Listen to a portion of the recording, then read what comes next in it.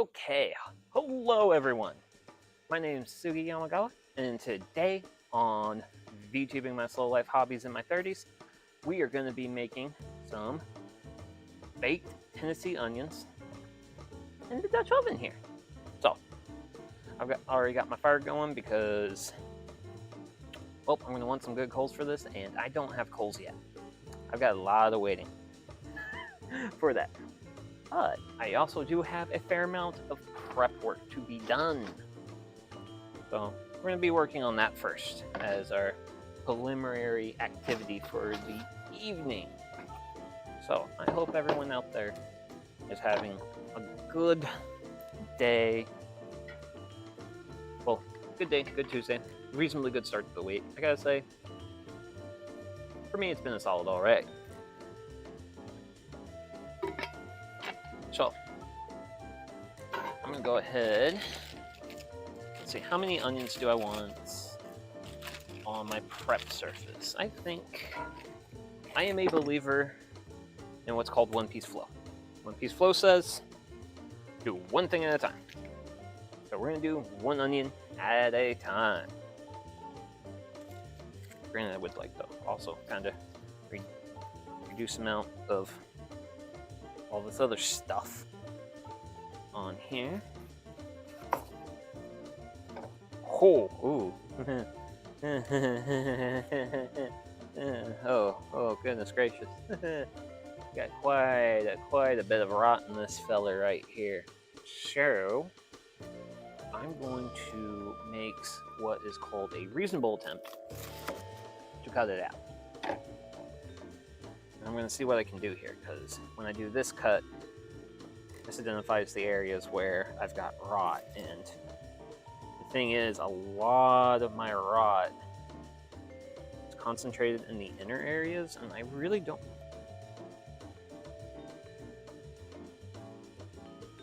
Okay, wow, I already screwed up. And what I did is I actually... So these are supposed to actually be like onion rings, not diced onions, and I very, very rarely cut onions that way, so when I went into onion cutting mode, aggressively. So I'm going to get the first layer off what I have here, and then we're going to do essentially a one ring cut, and I'm just going to see if I pull off the rotten bits. What fires are for disposing of that, and kind of evaluate what I've got left. So this ring has got a little bit of rot on it. That's not so desirable, but these last two are all right. But that's those. I have also these inner layers. These inner layers look pretty good. Well, not the inner layers. Might have been actually more to salvage with this if I actually remembered to cut it right, but hey, that's fine. It's okay to get messy and make mistakes. According to one of my favorite teachers on the TV as a kid. So we'll get that cut. So we got some... Really, these are reasonably looking onions, so... Hey, don't be giving me any of that attitude, Fire. What did I tell you, Fire? Okay. So I think I can do some salvaging of this onion. But this is also... So this is actually a white sweet onion, and generally speaking, I don't purchase these from the Costco's often because, well, they have historically have rotted quickly on me. Usually if I buy onions from Costco, I usually go for the yellow onions. Those have kept a lot better for me. So what I think I'll do here is I'll use this reasonably solid corner that I have going here and try to work off my outer layers without splitting them. Ideally without splitting them. As you can see, I very clearly have split them. Okay. So Not doing a super great job with salvaging this onion, but hey. There's gonna be more onion in the dish, so. And it's definitely better than throwing the whole onion away. The rest of the onion is going to be, well, it's gonna turn into soil for next year's crops, is what's gonna happen to it, which is fine by me. Fine by me. Let's see. Fire's burning down. What I think I'm going to do here, I'm not feeling the greatest amount of heat towards me, and bring that in. And I'm going to kind of try to keep a lot of my fire happening in that center. And then with that going on, I'm going to take this piece of wood, specifically a piece of wood, kind of thin, it'll burn a little bit easier, and I'm going to yeet it to the other side. Yeet it. Successfully. Granted, I gotta say, like, the smell of the onions is blending in with the smell of the campfire smoke. It smells really good. It smells really good. It's gonna probably smell even more amazing once we actually get into actually cooking. Oh, there we go. That looks really good, really good. No internal rot. Now, when I do my half split, it's real easy to get off my outer layer, but for this dish, I want rings, which this is peeling nicely. I'm not used to getting treated this well. Usually you guys give me a lot of trouble, but you're not giving me trouble, so thank you. Thank you very much. Okay. Now this part, now the top part's gonna be the part that gives me trouble because it's gonna want to flake off into small pieces, and I want to peel off the larger pieces. I want to make my job easy. That's not easy, but I mean, considering how, I mean, what, 75% of the onion globe was reasonably easy. I guess I can live with a little bit of difficulty. For this one. Now granted, I'll sometimes bring my knife involved. Usually I get better chunks off. Usually, not always, but this would be helpful, so.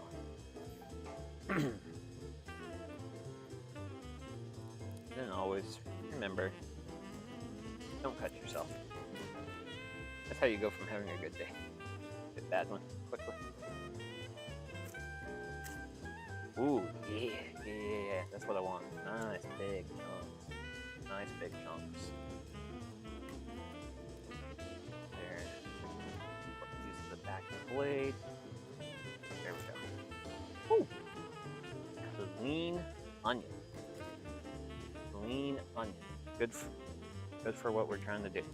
And then this one we're actually gonna get some rings. Some actual proper rings.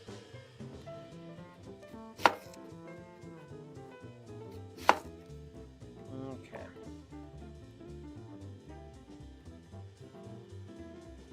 And now this is gonna be real difficult. Now this is real difficult for the center part. So I think I've got an idea.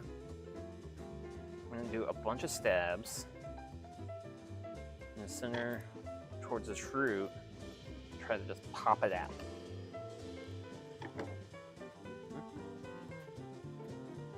Okay. Now, one of the fun things about today, potentially, is the fact that it might rain. Which, I mean, is not fun for me. Let's see, I think I can do one more slice on that, but it's going to be a tricky slice, so it was a tricky slice. So, I'm going to call it. The recipe does call for all these onion rings being pulled apart. So, I'm going to pop them apart as I add them, to my bowl. This is actually going to become the mixing bowl for later, which is important later, not so important now. Hey,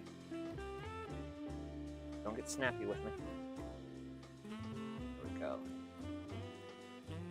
Nice pulled apart rings. I'm going to do one more onion. Let's see. I think this onion might have some rot. We'll slice it and see what we get. Oh! I am surprised. Clear. Clear. So, now I get to work on the layering. Wow. Hey now.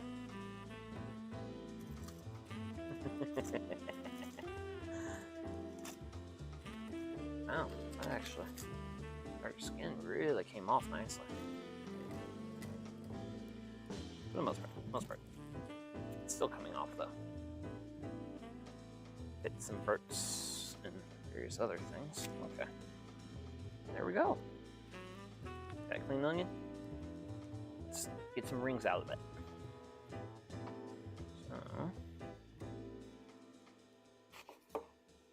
So, just go nice and easy.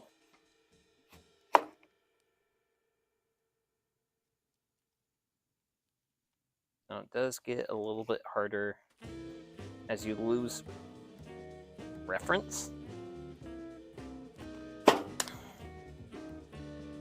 Especially when you get right to the end here.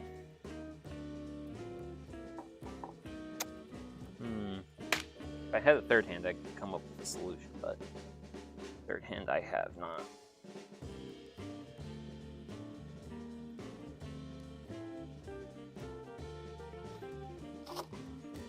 But I do call that a reasonable solution. That is a reasonable solution. Then I can just kind of, if everything is not rings, that's fine. We're gonna hang out for a bit of a minute. Gotta empty out my cutting board space. Premium real estate. Really premium real estate. This is the best real estate for me. This is the area where I can actually work with things. Can't work a little bit well, I need tools to work with stuff out there. And I need other stuff to work in, like other areas. So, we'll get those blown apart. Reasonables. Just keep getting ourselves a whole bunch of nice onion rings here, essentially. Granted, we're not making onion rings. Yes, there might be people disappointed by me not making onion rings, but that's not the focus. The focus is on the information that was given to me by the Kroger's. Kroger's like, hey, make this. Ah, Mr. Spock, hello, hello, how are you? Okay. Rope. And with that, onions prep. One of our two big preps. My next big prep, which for reasons a little bit unbeknownst to me, which actually, yeah, onions, lots of it, lots of onions. Whew. Yeah, we'll do that. Okay. So, our next prep, which is going to happen. Our ingredients are going to go there. Technically speaking, do not need a knife. But I do need access to. Actually, can you hang out there? Will you hang out there? You're behaving. I'll take it. I'll take that as a. I'll take that as a yes. For the next, it's cheese. Sharp cheddar cheese. Oh wait. That's weird. Okay. Never happened to me before. Let me see here. Right. That. Huh. Okay. I gotta say, I've been doing pretty alright.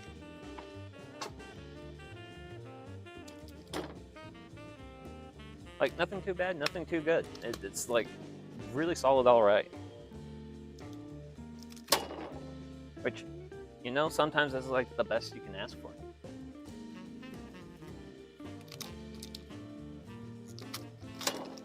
Granted, I'm also just glad I'm not ravenously hungry. Because like yesterday when I got home from work, I was just like ravenously hungry. But I had plenty of food waiting for me at home. It was just a matter of actually just like microwaving some taco seasoned ground beef. Will this rip nicely along its edge? Maybe. I thought about it, it does not want to play nice, but that's what a knife is for. And that's what a knife is for. Bam! Cheese! Sweet, sweet, glorious cheese. Now, get my thing's facing right. Actually, wait a second. Wait a second. Sugi, you're smarter than this. You're smarter than the average bear. I know you're smarter than the average bear. There you go, buddy. There you go. Good on you. You're being smart today. Oh yeah. Man, that one August just not wanting to go. That one closest to me. Really hoping to have good bit of coals going by now, but don't quite have as many coals as I want. Makes me want to put more firewood on, but also I don't want to put too much firewood on because it's not super fall right now. It's like it was like 78 Fahrenheit when I got started, so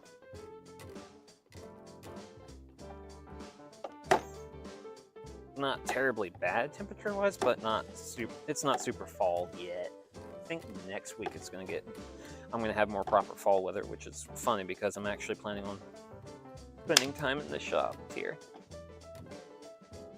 not around the campfire. I might do one stream next week around the campfire. I'm not entirely sure, but yeah, some people really like shredding their own cheese. For me, I usually consider this has to be like a little bit too much of a chore, and also I don't like it when I get really into my block of cheese and then I have less cheese to grab when my fingers get really close to the slicey things.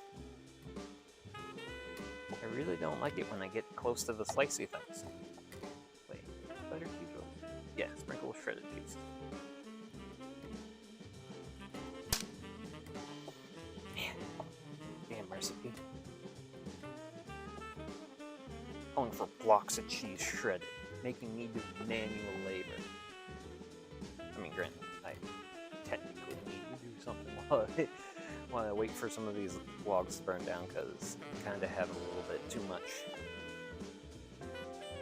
I need to be a little bit more burnt down to actually start using the Dutch oven on it.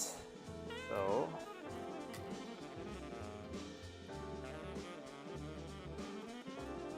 getting really close to the end here.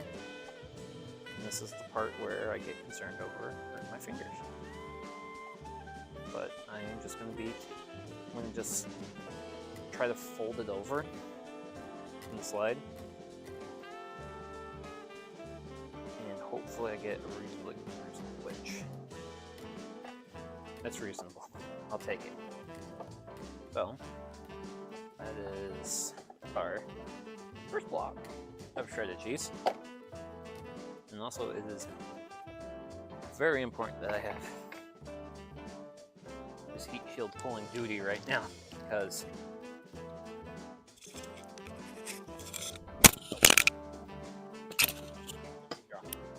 I shouldn't be dropping you. I wanted to move you up more. Okay. block 2. So the recipe does call for 2 6-ounce blocks. Well, I bought 7-ounce because I was actually at the Meijer yesterday. And my reason for being at the Meijer was I was actually meeting an individual from the internet who was selling chestnuts for Thursday's stream. And it turns out I was actually like their first customer for the year on chestnuts. So I got some first harvest chestnuts for Thursday's stream. So I'm also really looking forward to Thursday's stream, mostly because I'm going to be flipping through a 100-plus-year-old book. Mostly the 100-plus-year-old book part. Because, well, what kind of cheese is it? I got some British smoked applewood cheddar last week. This is I think I purchased a standard sharp. So it's a reduced fat sharp cheddar.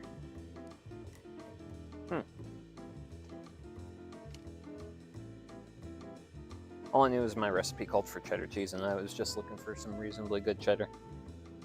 But granted, I did want to make a point to actually get like sharp cheddar, because I feel like when you cook with cheddar, it kind of loses its sharpness a little bit more, so I kind of wanted something a little bit more that would be like sharp to start out with.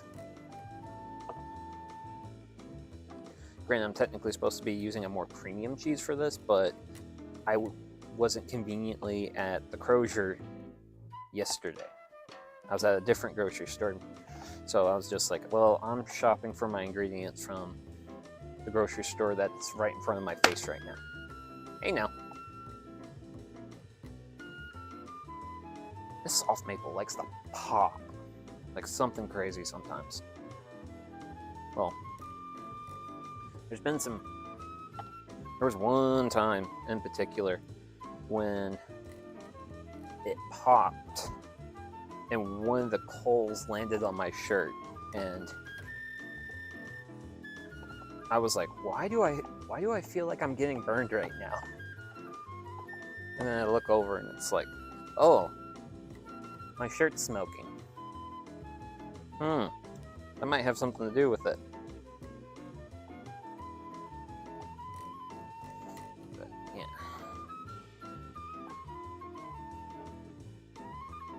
Okay. Getting really close to the end on this. I'm just gonna keep on powering through. My goodness gracious, this is a lot of cheese. But I like it. I like cheese a lot, so. And I think what I'll do actually is, once I get close to the end, I might snack on a few of the pieces of cheese that I've got laying here, because I've got a couple big chunks. Ooh, great, that piece of wood fell apart. That gives me some fire management to do here in a bit. Here in a bit. Get this cheese ground up first, though.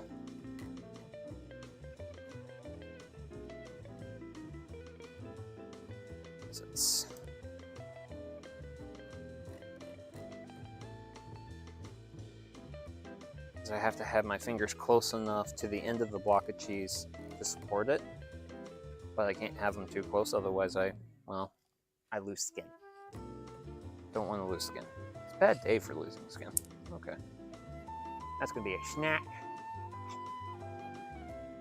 Ooh! Oh wow! That's actually some pretty darn good cheese. I like that.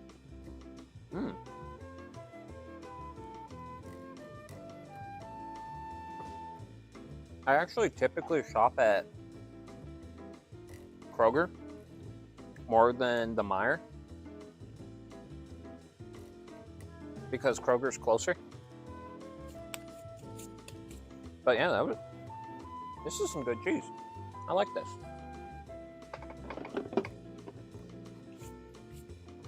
But that's getting banished to the cooler for a little while I play with the fire. I'm debating what I want to do here, other than try to get this piece right here to burn more. I would really appreciate if that would burn more, because then I can get more coals. If that one was to burn down. Okay. So I think I actually get to start doing a little bit of my prep now.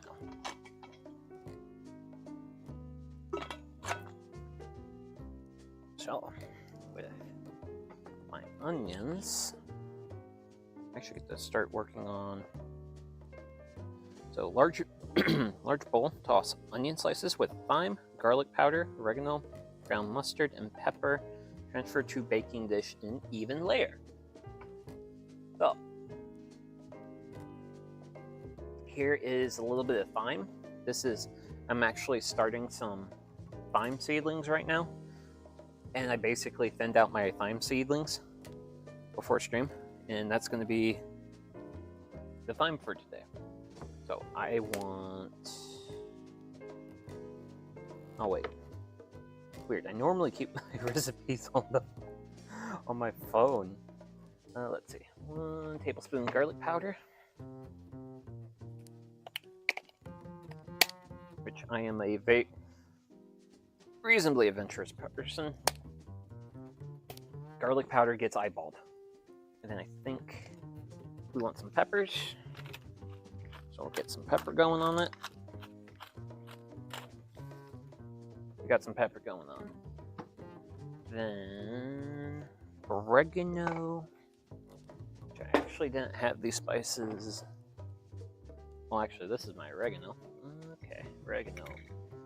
We want 1 tablespoon, which is actually.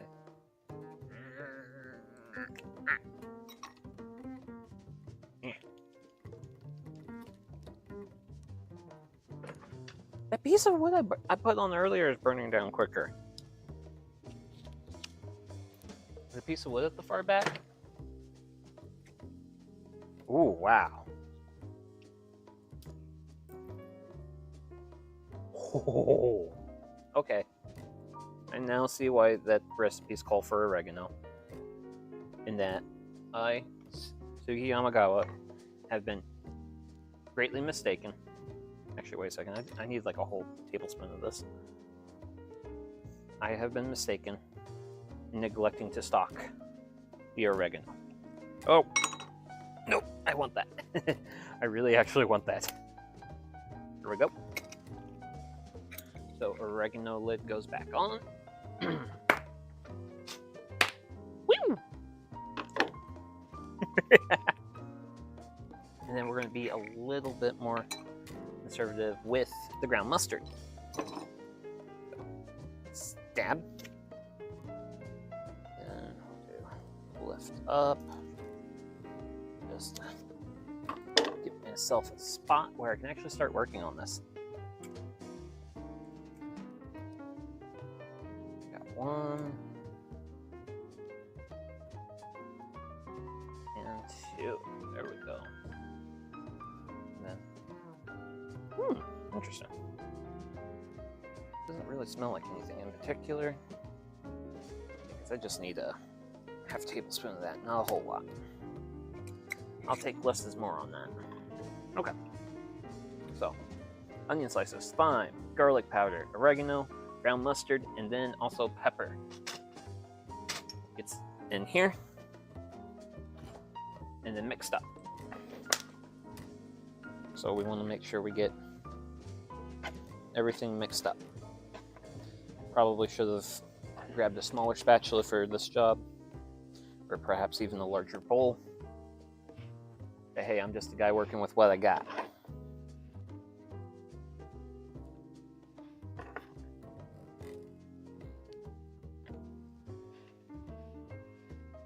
Okay. There, I think. say that looks pretty well mixed in. I'm gonna set that off to the side. Technically, another step is for me to transfer this to there, but I do need to grab knife and cutting board again, because I gotta do actually one more prep.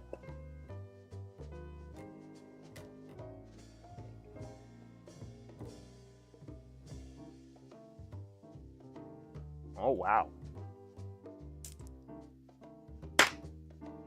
Whoa! Violent. Very violent today. So, I am actually using the grass-fed butter that Kroger recommends. And I need to have 2 ounces of this cubed. And they're going to actually go, and the cubed butter is actually going to go on top. And it's an 8 ounce. Okay, it's 8 ounces, so I just need 1/4 of this packet of butter.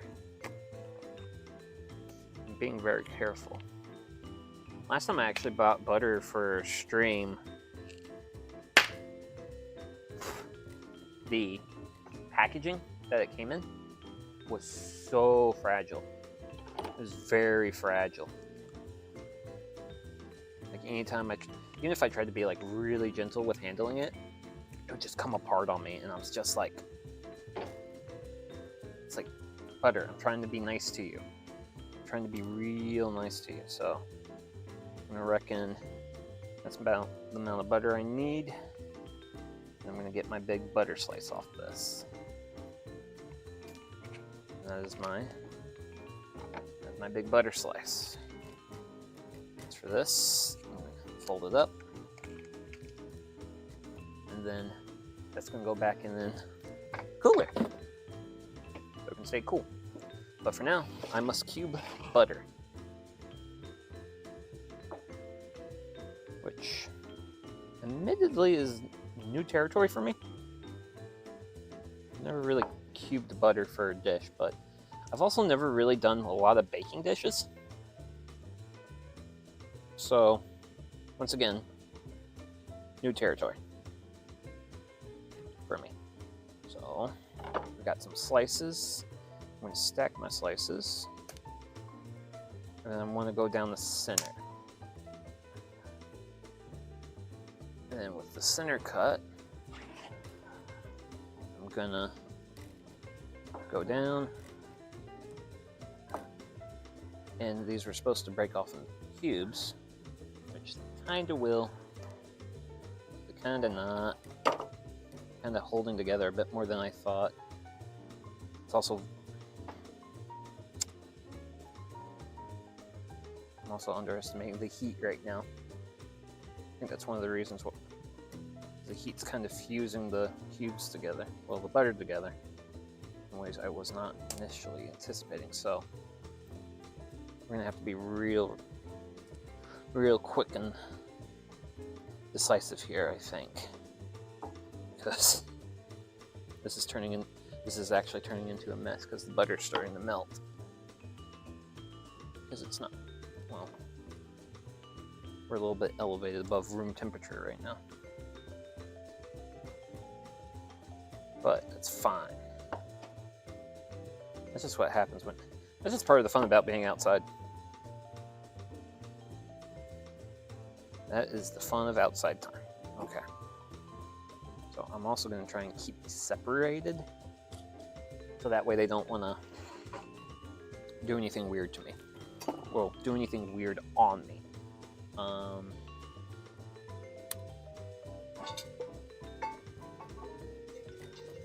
So I'm going to take this. They're going to switch places. So this recipe does call for non-stick cooking spray. I'm using a Dutch oven. My non-stick cooking spray is called olive oil. I'm going to hit this with some generous dollop, and then paper towel, spread it.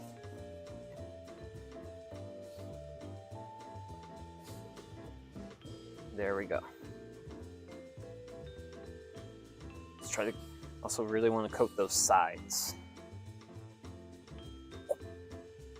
And that's gonna go flame. And then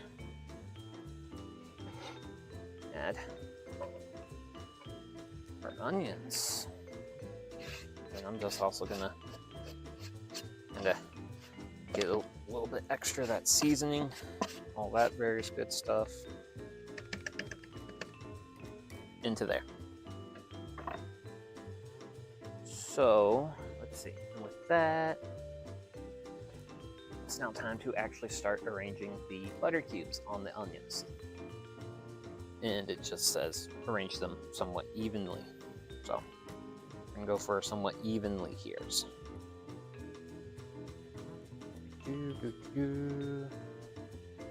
Drop that, drop that.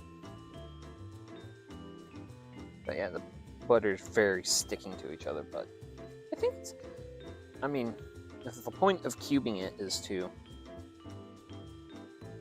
get it reasonably spread out, I think I'm doing a good job of that. So my hands are so incredibly buttered right now. I've been buttered. But yeah. When I think of cubed butter, I think of biscuits, not onions. But hey, Dad's Little Shop, welcome in, welcome in. And then sprinkle with shredded cheese. Okay. Granted, this is a lot of shredded cheese. Might have to hold back on some of it, maybe, or maybe not. I don't know. I'm a cheese fiend. Which, speaking of which.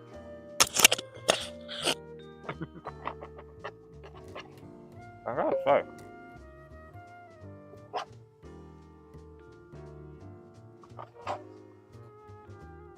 I am a huge fan. I do like the taste of this cheese. This is amazing. Okay. So that is cheese spread out. I'm kind of wanting to get an even layer. So, one of the things about this recipe that it calls for that I'm not going to do, other than the part of the recipe that says VTubers should not attempt this at home, and that is, it does call for, yeah, get some of those coals off there. It does call for putting a thing of foil on it. Now, the purpose of the foil, if you're baking in like a traditional oven, is to hold the heat in. Well, I'm going Dutch oven today. So, since I'm going to be Dutch oven cooking, I think I'm just going to actually not worry about adding the foil. So, get the shovel in here. Get good old shovel coon. Get a nice helping of coals. Let's see. That's reasonable. That's reasonable, accessible to me, and accessible to chat. Chat's viewing pleasure. Get another. Hey, don't fall too far away from the fire. And then the larger ones I'll just kind of break up. And get a third scoop going. And then there we go. I think that looks pretty good base to cook on. So I've got my good base coal set. I'm gonna grab the lid for the Dutch oven. And then transfer that over there.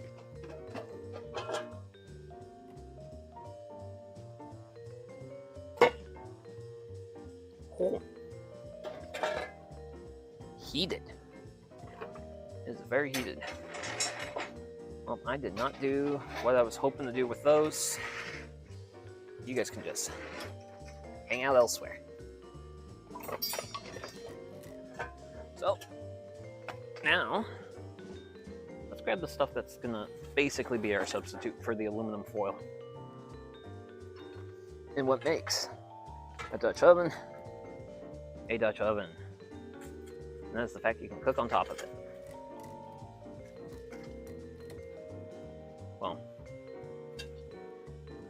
Actually, one of the fun things you can do with some Dutch ovens are actually designed in such a way where you can stack them. Where you'll have like one Dutch oven, you can put another Dutch oven on it. I think that's pretty cool. Well, let's see here. Grab a few more coals. A little heavy on the ash there, but that's fine. Because if it's a little bit heavy on the ash be kind of an insulator, which is fun actually. I'm really okay with that. I think that's pretty good. I think that'll do me pretty well. Now I've obliterated my fire now, so I'm going to show my fire some TLC.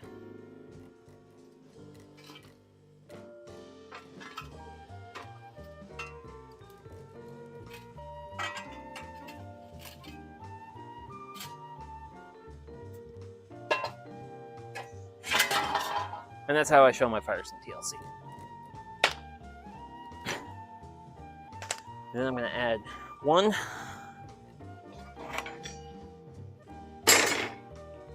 2 whole pieces of wood.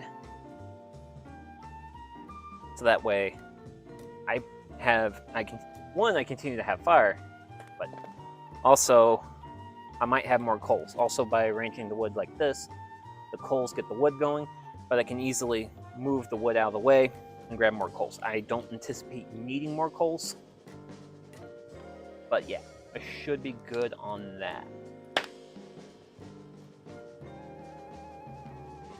So yeah.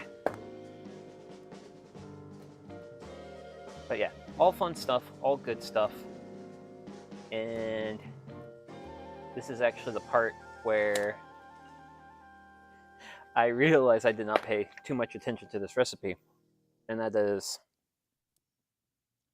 I have to cover and bake until the onions are soft and is bubbling about 45 minutes. But that is at, what, 350? 350. So I now have 45 minutes of cook time. In which case, I move to step 4, which actually I can get out. So, parsley flakes, private selection. Well, technically they recommend fresh parsley. I don't have fresh parsley. I have this. I'm going to use what I have. I'm a bachelor. I don't really go through a lot of cooking ingredients. It is exceedingly difficult to maintain fresh ingredients on hand unless I'm growing them. Points to the garage garden, which we've got time to kill. Sure, let's see, that lift up. Great. So, up there is the garage garden. As you can see, it's full to the brim of lettuce. And I've got a couple tomato plants sticking out. One of those tomato plants, so 2 of those tomato plants are intentionally planted, but 1 is a volunteer. But I'll take a volunteer. So, do that, and there we go. Camera's secured again. I don't have to worry about camera doing things, but yeah. And then also panko breadcrumbs, which these are the traditional, I think it calls for the Italian-inspired ones. But I don't have Italian-inspired ones. I have these. I have these that I originally bought for the black bean burger Campfire cook, which was honestly, as far as recipes that I've done that I've also enjoyed, I enjoyed that recipe a lot. I enjoyed that recipe a lot. And man, I actually got a nice, good amount of fire. It's like fair amount, but not like stupid. I'm just gonna even my coals out a little bit and mess with it because, well, reasons. So, with all this, it is time to take this fire pit enjoying to the next level.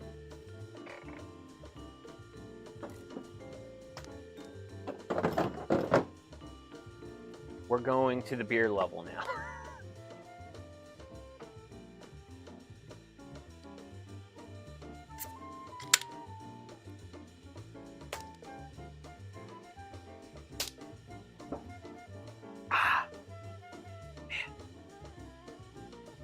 My fingers smell of cheese and butter. Not sure how I feel about that. But oh well.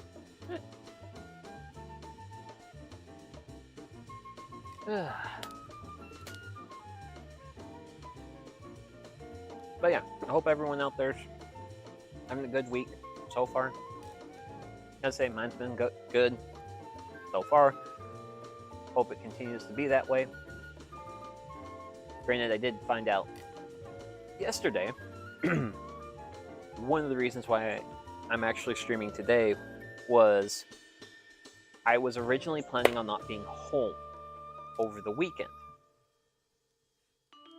which is fine. That's whatever. I was actually going to go visit with friends. Well, specifically a friend, but if I could see other friends while I'm also seeing him, that'd be great. Well, he hit me up yesterday and said, "Hey man, work says I gotta work on the weekend, and I'm sure you don't want to just barely see me, so yeah." So I now have a free weekend. Woo! Okay. Thanks for letting your opinions be known, Fire. But I don't particularly care about your opinions. So I now find myself with a free weekend that I wasn't originally anticipating. So if the weather's nice, and by nice, not raining, which I think it is. I don't know. I'm going to check. Let me see here. Do I got good weather? I'm most interested in Saturdays. Need to have good weather for Saturday.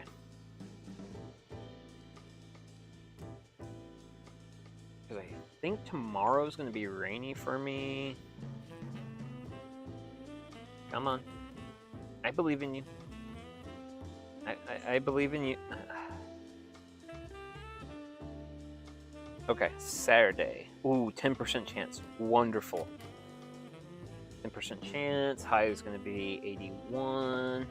Low is going to be in the 50s. So that's some good weather for building a woodshed, which I'm going to build EPA woodshed 2.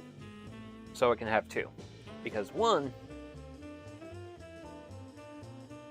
a good chunk of the firewood that I'm storing right now is also on my front porch, which is coincidentally where all the firewood you're going to see today came from. This all seasoned on my front porch. So what I'm hoping to do by having 2 woodsheds, I can have a full woodshed of already dried wood, and then I can have the second one be where I'm adding wet wood I've recently split. And then that way I can pull dry wood from one while that's seasoning. And then once the time I run out of my dry firewood, then I can pull from what was the wet side, but is probably now seasoned, and then I can worry about filling the other side.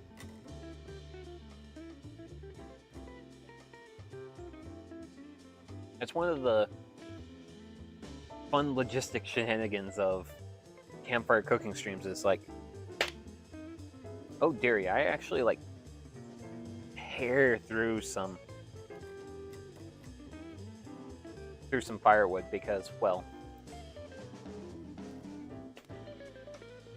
honestly, I probably wouldn't even be making this recipe if it wasn't for doing this.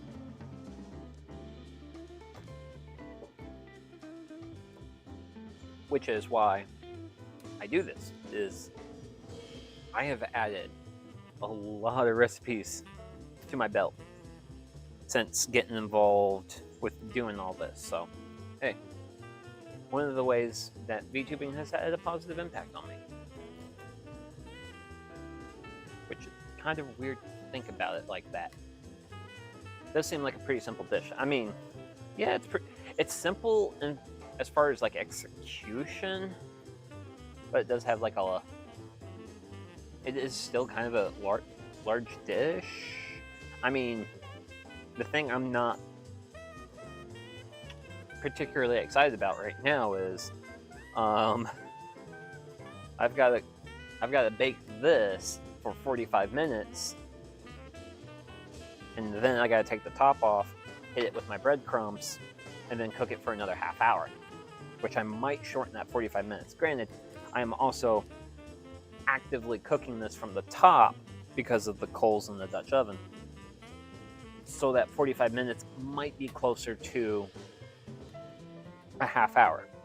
We'll see when we get to that point. But for now, I think that is sufficient. That is good. I know when I did potato skins in it, I was light on coals.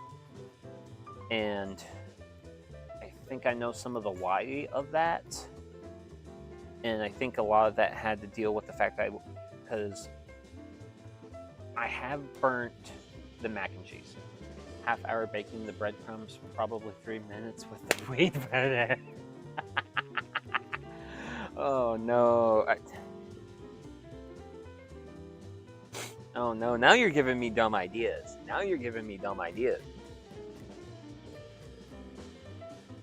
Using a weed burner to cook food. Granted, that sounds like a slab string. If I've ever heard of one. Okay, we've got 10 minutes so far on that.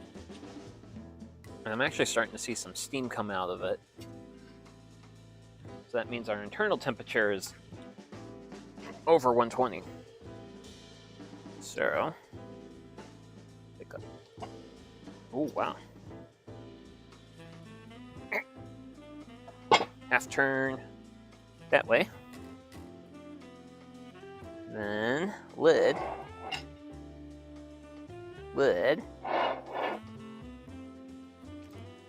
Gets half turned the other.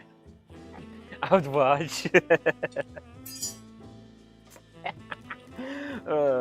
Local VTuber cooks food with weed torch. Oi, stop being violent. Even though I know you have violent tendencies. But yeah, you can actually see the steam coming off that. So, I was concerned it wasn't going to get like super hot because of it was room temperature. Like, I keep telling myself I will preheat this thing one of these days. Yeah, and I don't get into preheating it. I bet you could get a mean steak or a grilled veg. Oh man. Actually, wait a second. Oh no. Actually, you know what? I like the idea of... Here's the thing. I don't like the idea of just cooking with the weed burner. But I do like the idea of comparison cooking. Like grilling vegetables with fire versus grilling vegetables with a weed burner. Which, coincidentally... Where is that? So I'm right now one of the recipes in my recipe backlog. I clicked the link for it and it's being very slow to pull up.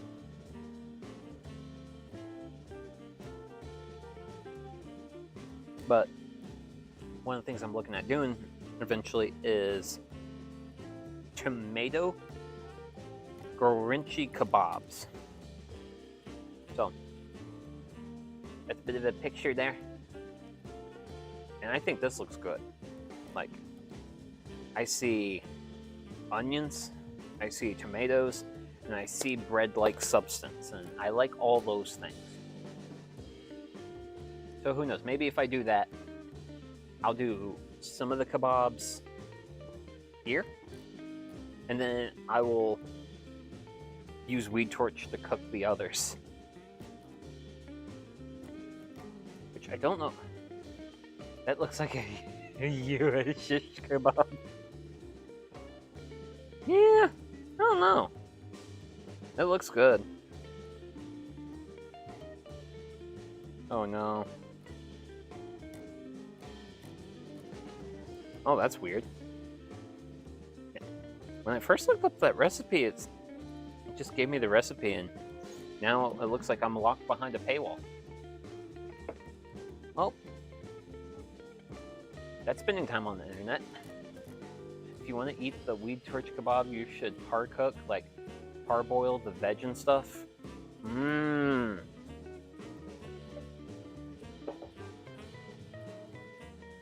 True. That is a way to do that. Paywall. Yeah, that's just how the internet be. Which is, I don't think I've got. I actually do have a clean picture of this, because if I try to zoom in, like the point, like if I zoom in with the GoPro, you can get to the point where you can kind of read stuff and make it out. But I actually took a picture with my phone, and I've got a. And actually, wait a second. Did I save that? I think I have that saved as an image source. Let's see. Let's click this button. I don't think it's image. What's image 6? Oh, I know that one. It's not that one. Let's see here. I know I have it on my computers. Let's see. Now the question is, how do I navigate to that image? Ooh, that's nope, no. Did I save it? And probably saved it in downloads. That seems to be the case. Yesterday. Yep. There it is. There it is. So, oh no. I feel like if I shrink, yeah, you can't read it. Not big enough. But I can go ahead and what I'll probably do is post this on the social medias. Hey, there you go. That's a lot more legible than what the GoPro can offer. But yeah, there's your ingredients. A bunch of sweet onions, some thyme, garlic powder, dried oregano, ground mustard, black pepper, salted grass-fed butter. Hey, I guess you gotta be fancy.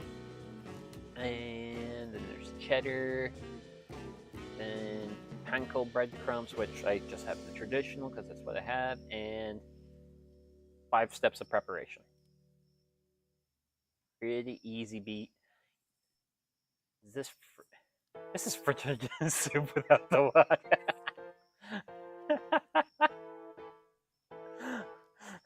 Yeah, but French onion soup can just be its own stream.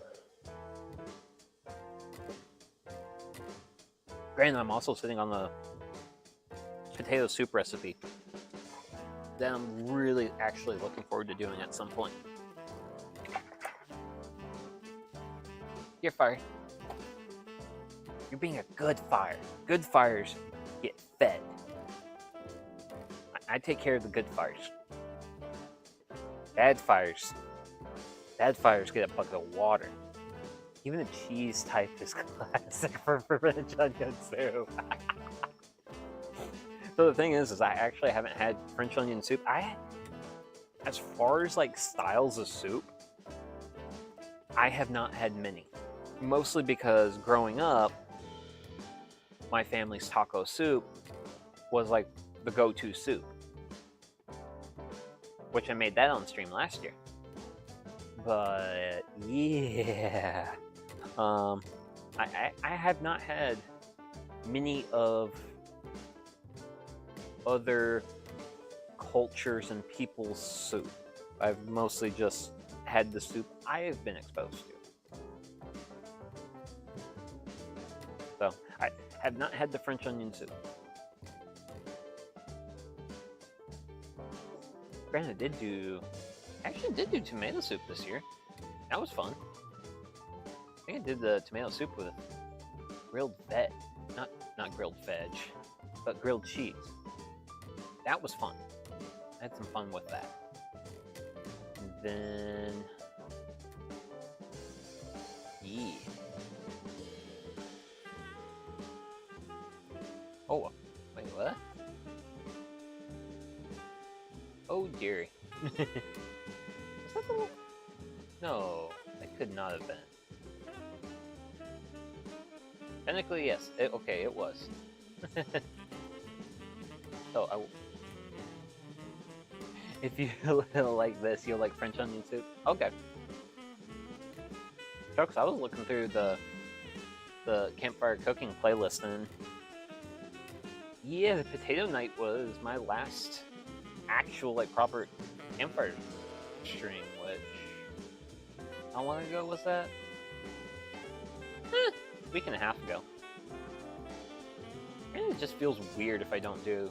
It feels weird if I go like more than 10 days without a Campfire stream. I think I have problems. Oh!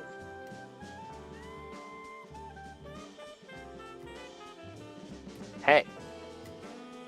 I just said nice things about you. You threw coal at me. Thankfully it missed. It missed. But it got close. It got close. Enough to make me concerned.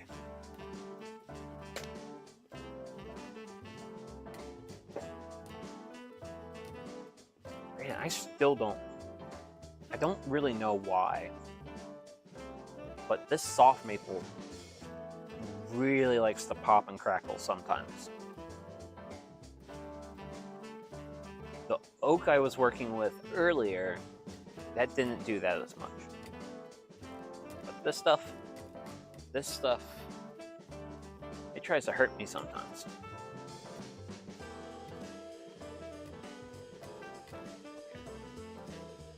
Okay, so it's been 20 minutes on this. So it's due for another turn.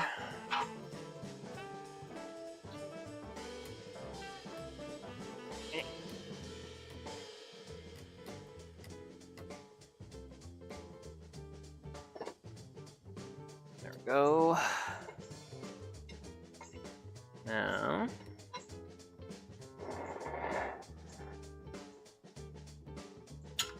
And there we go. Now, it is fun when I interact with this thing and I actually get, like, whiffs of the food. It smells quite nice.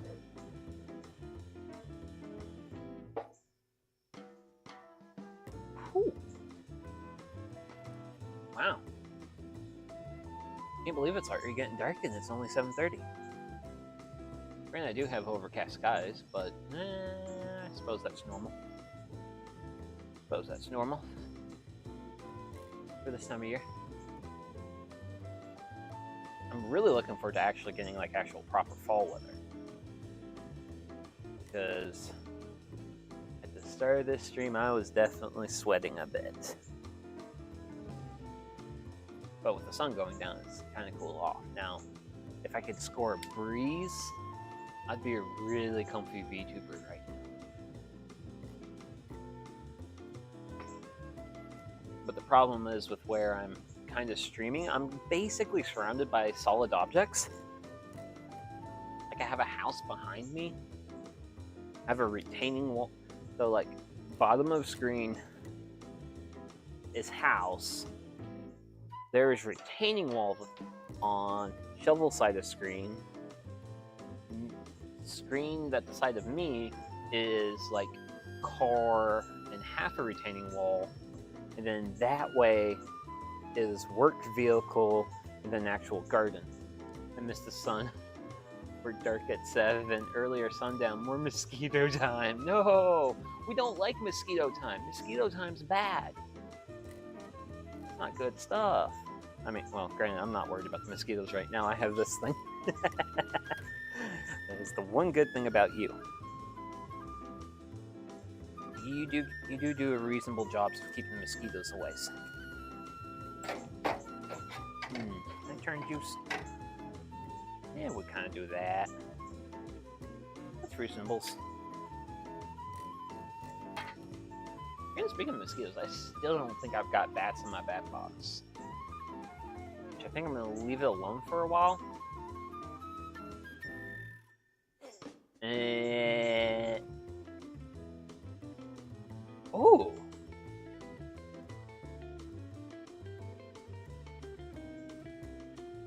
Okay, so I just realized that between the time when I first put it up, the bat box, and now, I have a work truck with an extension ladder, which I have an extension ladder, but my work extension ladder has 2 feet on it, whereas my aluminum extension ladder, oof, is missing one of the feet. So yeah, that's actually gonna make my life real easy to raise that. Also, I've been thinking about doing a owl box build at some point. Because hey, if I'm gonna build a bat box, I might as well build an owl box. And ooh, Sparky. On some of the night when it gets like cooler nights, I've been opening my kitchen window. I have heard the shenanigans of what sounds like an owl fighting a cat, or an owl fighting something. But there was one point in time where like 2 animals were like fairly consistently like getting into shenanigans, and I'm like, one of those creatures sounds like an owl. Straight up sounds like an owl. So, since my house is basically like long rectangle, and we're at one end of the rectangle, I'm thinking at the other end of the rectangle, I'll put an owl box up. Of course, we'll make the owl box on stream. Granted, the one issue with the owl box is I actually have to go out and buy a cedar board that's like wide enough, because my cedar boards are like actually like too short. Now, granted, I could take some of my cedar boards and like rip them, get a good edge, and then glue them up in a panel. I could do that, but with this being an owl box, I kind of want it to be sturdier. So I think I'll grab like a 8 to 10 inch cedar board, because I can actually get that at Menards. The Lowe's and the Home Depot, those don't have big enough. I don't think they have really big cedar. Menards has a slightly better selection of wood. So I just need to go to Menards. Which I can do that, but it's just it's just Lowe's and Home Depot are closer to me. So I tend to go to those places more often.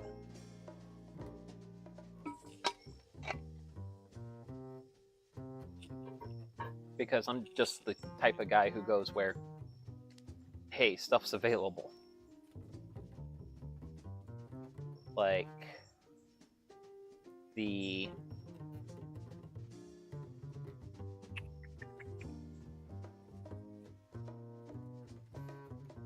when I bought the weed burner, that was a purchase from Home Depot, but I only bought it from Home Depot because Lowe's didn't have any in stock. Admittedly, between the two, I prefer Lowe's because it's easier to get in and out of Lowe's parking lot. Ooh, I'm smelling onions.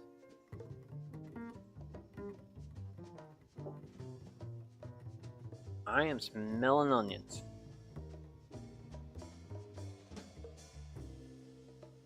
Granted, admittedly, those might be crazy, but they smell like burnt onions. But I'm really close to the half-hour mark, so I'm gonna take the lid off. And then the fire decides to send smoke into my face at this juncture. Okay. Please fire, stop.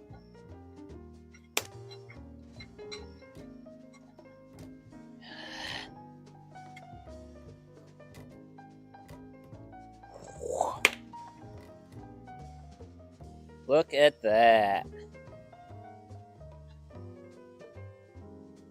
That's beautiful. That is absolutely beautiful. I'm actually not sure if I want to let that cook for a little bit longer. Let's see. Handy dandy directions. Bake until an onion is soft and mixture is bubbling. Well, I definitely have a bubbling mixture right there. I'm curious though, because I see this one onion on the sidewall. And actually it peeled off the sidewall pretty nicely. So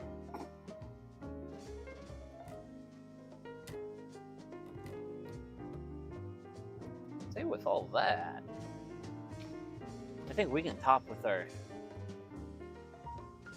breadcrumbs.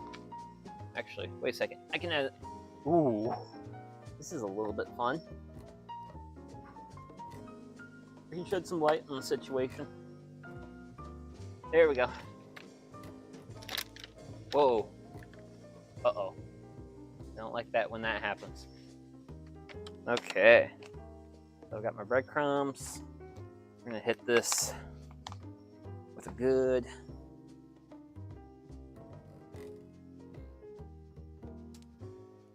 I'm gonna be very generous with this. Get a nice crusty top going. Actually, I'm gonna kill this thing. Yep, not a lot left to it. Okay. Now with that,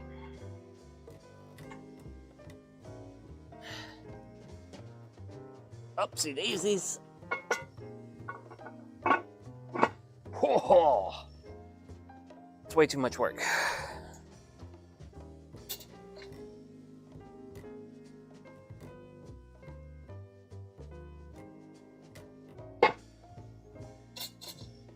And with that, and turn, I'd say we're pretty good. I'm pretty happy with the amount of heat I've got on the bottom. But I am going to grab a couple of coals from my fire.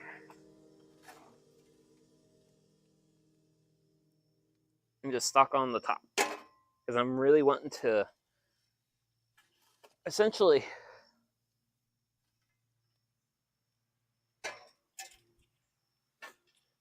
we're just trying to really char the top. Get a really good cook there. So I'm going to hit that with some additional coals. And with that, fire gets a log. Whoa! With all that, we are now an hour and 15 minutes into stream. And I've lost a fair amount of light. So I'm gonna use the little homesteader's room, and I'll be right back.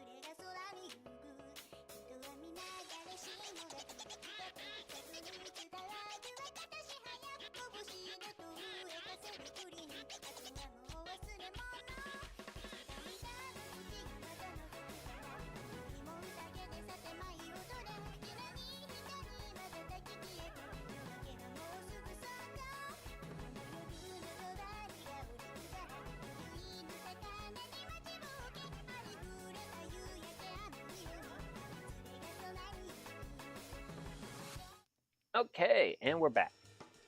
And I'm here with a fresh beer. So, we've got 25 minutes on that. Ish, a little bit, whatever. So, I think... So, I don't like the fact that today's star, the Dutch oven,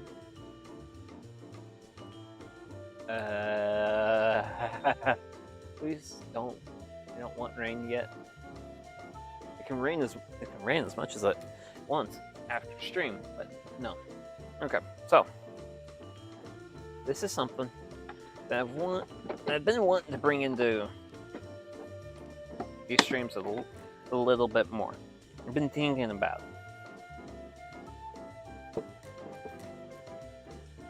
So let me go. Really can't tell what it is,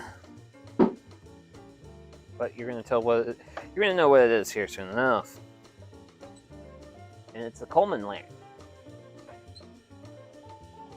Sure. Let's get a tank on it.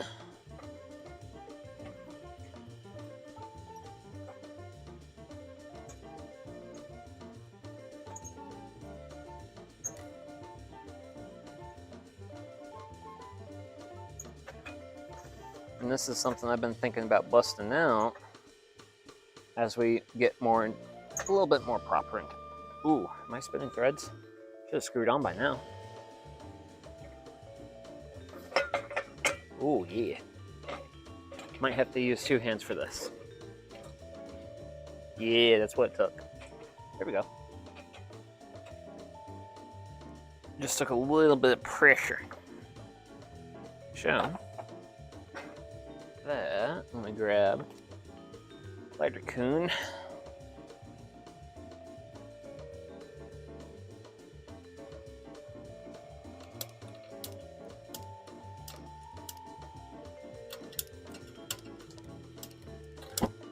Woo!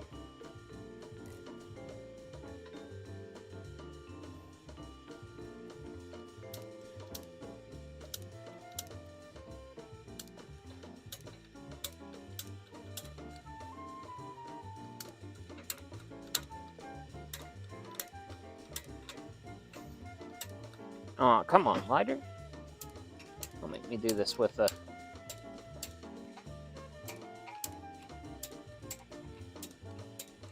There we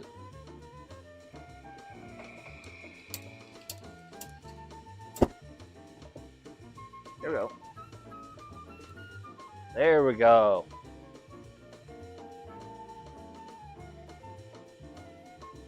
And then what I want to do... So there we go. Good old Coleman.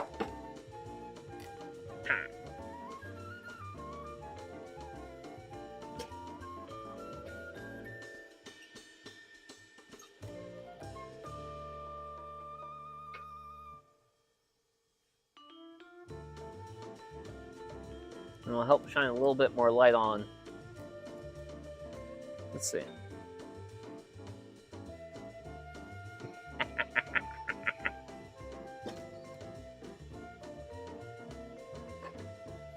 But yeah, I actually kind of... Actually, sorry, we're going to play with light. Yeah. There we go. Now we're like maxing peak comfy.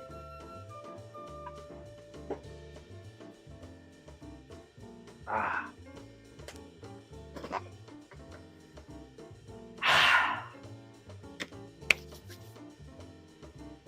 It is a good time to be alive. It's gonna be even better when I have food.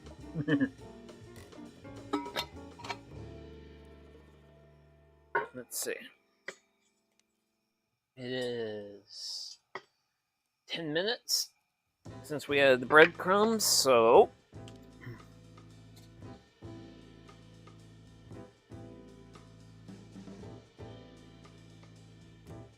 turn.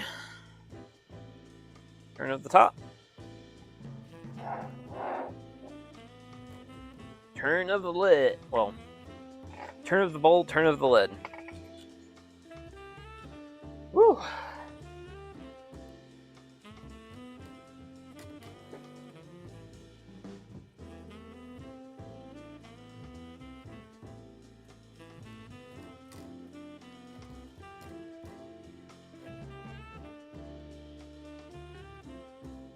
Okay.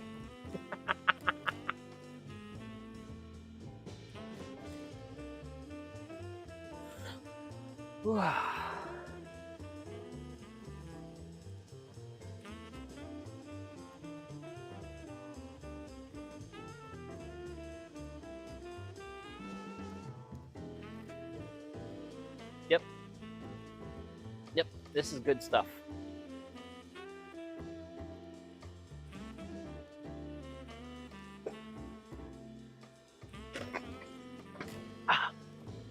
Great, it'll be even better if I lean back in my chair, get comfortable, because we got more time on this thing, on that guy there.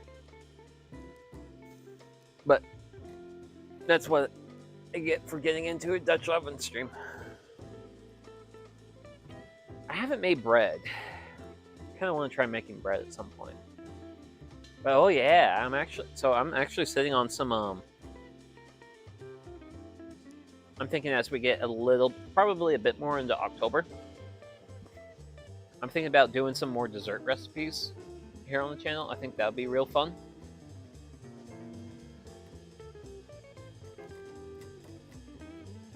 So, that's something to look forward to. Also want to try doing some chocolate tiering at some point. I've actually played with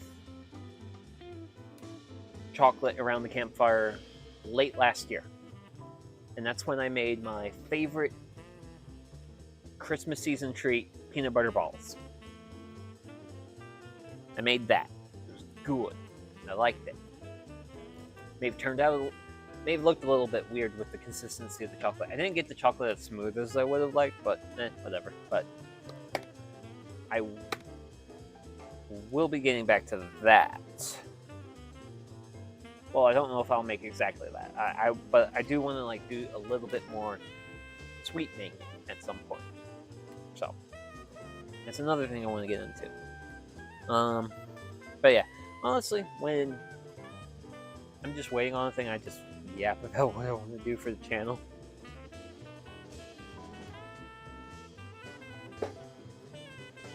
I'm not so good at yapping about my life.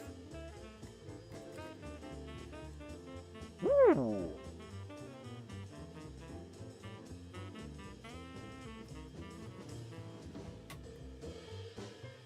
Not really like the type of guy who likes talking.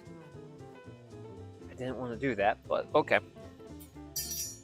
Okay. Here's that's essentially my final piece of wood.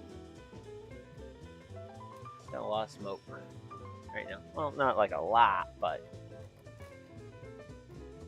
a decent amount, as some might say. Because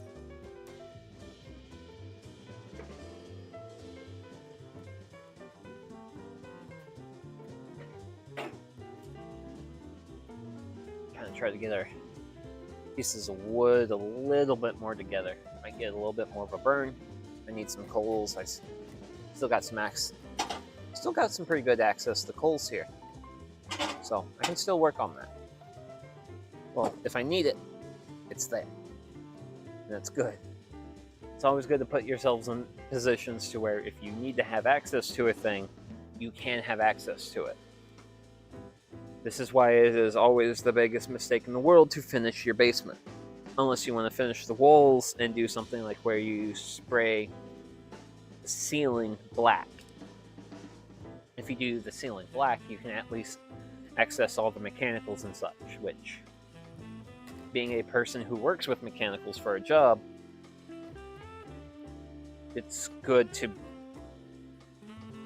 There's just too many times where it's like we get into stuff and it's like, okay, well, you would have a cheaper price if your basement was unfinished. Your basement's finished. It's going to be a more expensive price.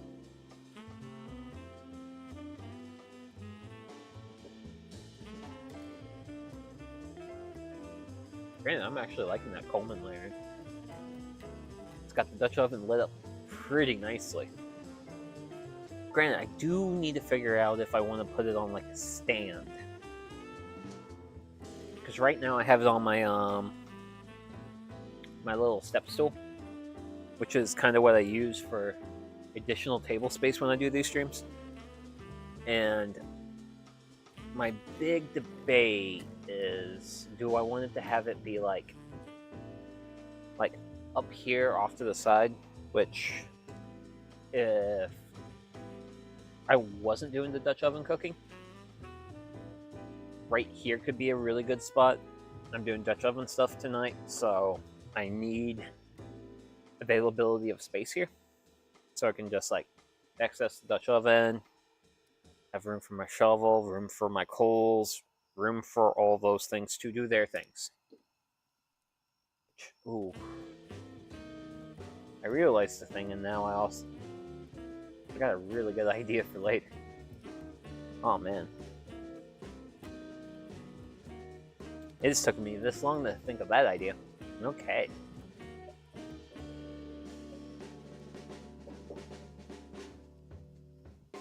Oh.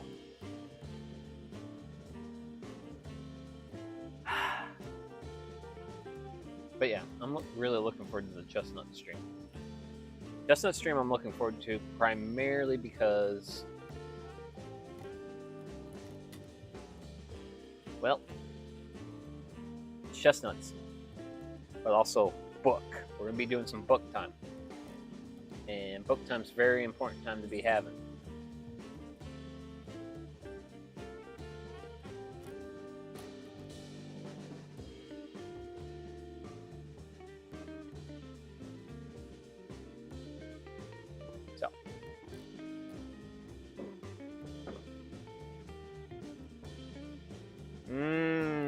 Okay.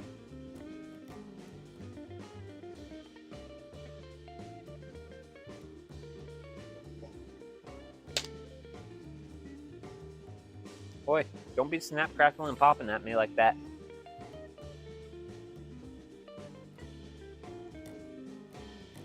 Do not be snap, crackling, and popping at me like that. Wow. Granted, I'm also hoping with this food I only have 3 servings out of it,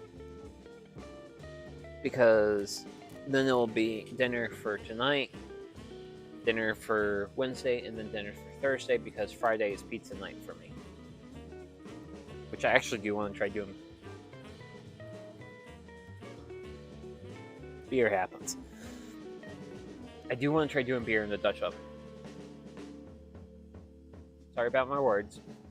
I take those words back. But I want to do pizza in the Dutch oven. I want to do pizza on this, because I did do pizza last year, but the pizza was I did that in a skillet. I actually did it in my cast iron skillet that's right off to the side. That one was, I basically used the skillet like a Dutch oven, sort of. It wasn't a proper Dutch oven, I was just improvising. And you know what? I actually ended up with pretty good pizza at the end of the night. Well, actually, that was a day stream. That was a Sunday morning stream.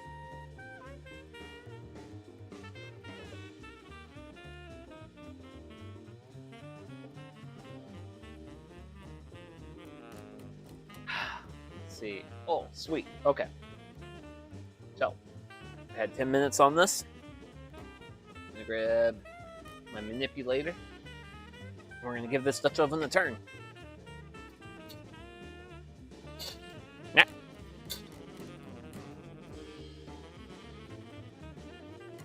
Granted, I need to work on my I need a better manipulator, honestly. And then get turned that way. And then you get turned that way. Because this manipulator I have, onions my beloved. Yes, yes, you are very correct. How's the cook going tonight? So far, it's pretty good. We're getting really close to the end. I've actually brought an assistant on to help me out here. This is their first time here. And that is the good old Coleman lantern. I've been meaning to bring this out, especially for streams now in this time of year, because it gets dark early, and especially going into. Ooh, you're gonna be really good for like spooky streams. Oh man, Spook Month is next. I'm looking forward to Spook Month. But yeah. So, my fire pit is a standard priced $100 fire pit, find anywhere. And it came with this. This is my fire manipulator. But as you can see, the fire manipulator is seen better days. It has seen better days. Technically, these hooks should be I should have a little bit more room on these hooks, but it's been abused, but it's also like a matter of a lot of the fires I was running before this was running oak in the fire pit, and oak burns pretty hot, and yeah, it adds character. I would like to, as much as I would like to think this adds character, it's a little hard for me to hook my wire. I can spin my lid easily with this, but it's really hard to hook my wire because of how closed in my hooks are. So that's actually a thing. Granted, I am thinking about replacing this fire pit at some point, because I do have holes in it. And originally, when I first started noticing the holes in it, I was originally thinking, I was like, oh no, this thing is about to like die on me soon.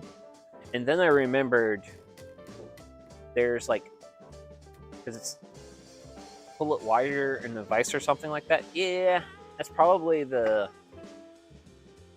best way to do it. Or heat it up in the fire, take a pair of pliers to it, and pull it apart once it's like soft. But the biggest issue with it is just the gauge. Because so this whole thing, my whole fire manipulator,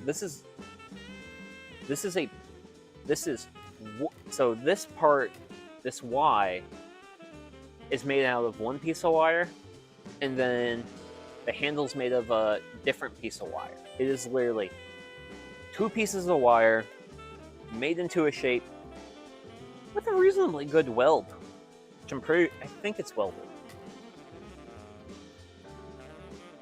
Yeah, it's welded. I don't know if I got enough light to show the weld, but it's welded. Granted, I just know it's two pieces of wire because this is a gauge of wire, and then this is another gauge of wire. There's two gauges of wire here. But yeah, it's just one weld, and it's metal. Generally speaking, I can do a lot of things with it. It's just, this is a case of tool works, but tool is not good. It's not a great tool to use. It's not.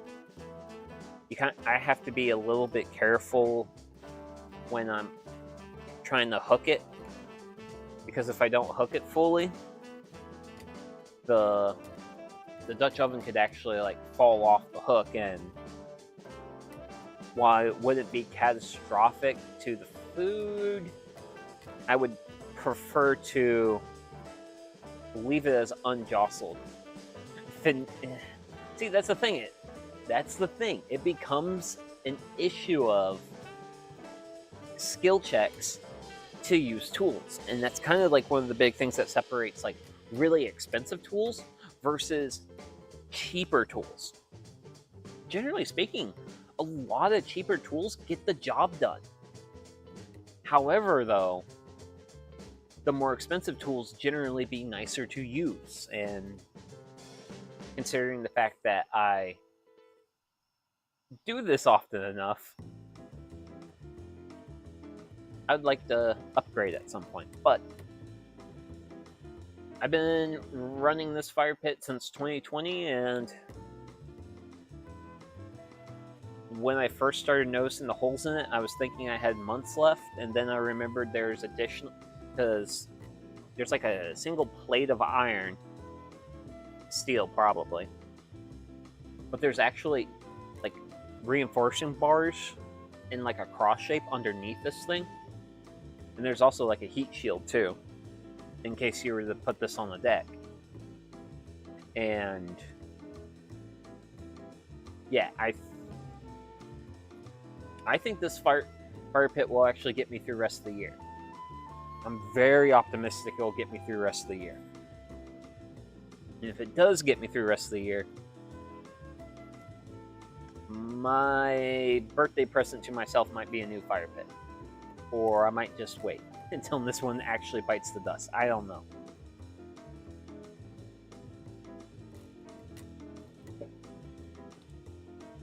I do have my eye on its replacement though, because there's a brand called Bare Bones, and they're kind of like a little bit more of a premium outdoory brand, and they actually have a fire pit set that's geared for cooking, and it looks cool. But if I were to buy it at like a Target, it'd be like $700, which is like way out of my budget for a fire pit. But Costco has a new thing called Costco Next. And what Costco Next is, Costco partners with brands, and it's like, hey brands, you can link to your stuff from our website. Only Costco members will have access to. Basically, it's like getting Costco prices at like brands that don't necessarily have to have physical inventory in a Costco warehouse, which I think is interesting, because it feels like it's Costco trying to overcome the fact that they only keep so many SKUs. Whereas what they're doing with Costco Next is it's going to be more brand exclusive. So Bare Bones is probably like the only one on Costco Next that's like offering like outdoor stuff, which is generally a lot of the stuff that they have that's all on their website. But if I get the fire pit, the cooking fire pit from Costco Next, it's $350 versus Target's $700. And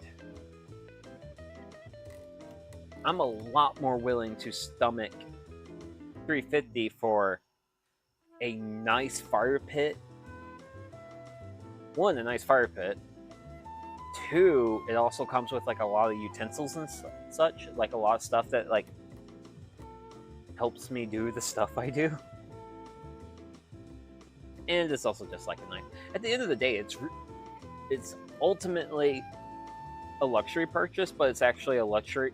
One, it's a luxury purchase. Two, it's a luxury purchase I would use, which is generally one of my barometers for whether I make that luxury purchase or not. It's like, well, do I genuinely think I would use the thing?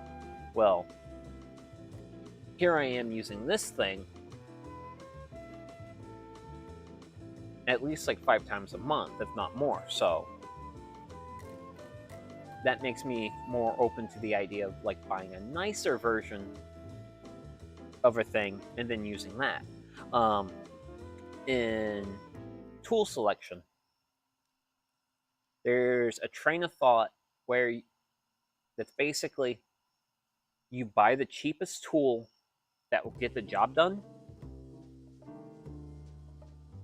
and then once you start breaking tools, you start actually buying the nice versions of that tool, because then if you use the cheap tool enough to break it, congratulations, you now actually need the nice version, versus buying nice stuff off the bat but having less money. Like cheap tools are great, especially if you only need that tool 5 times a year. Tools that you need closer to 50 times a year, you're probably a little bit better off buying the nicer version. Which is kind of also my thought process into like this is like, because I bought this like in early like March 2020.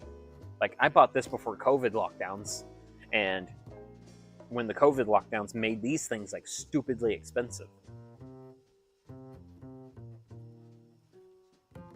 So so far I've gotten 6 years out of this, and that's plenty good. That's plenty good for a little guy like me.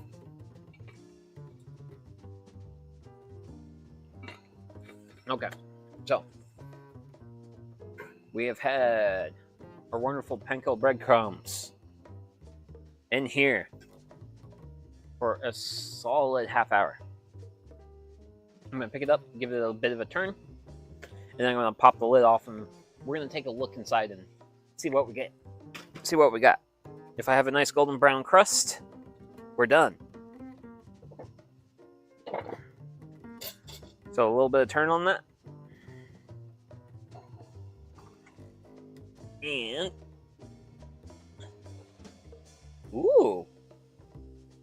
Okay.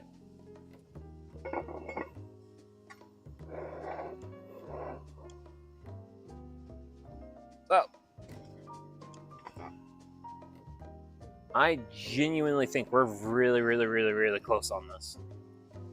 But since I shortened my other bake a little bit,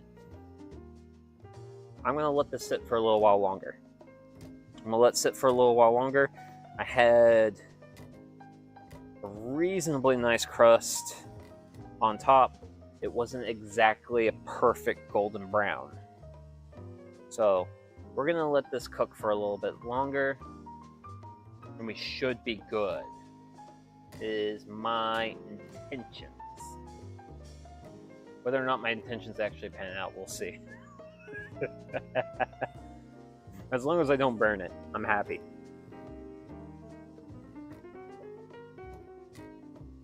So far, I've only had one failure with the Dutch oven.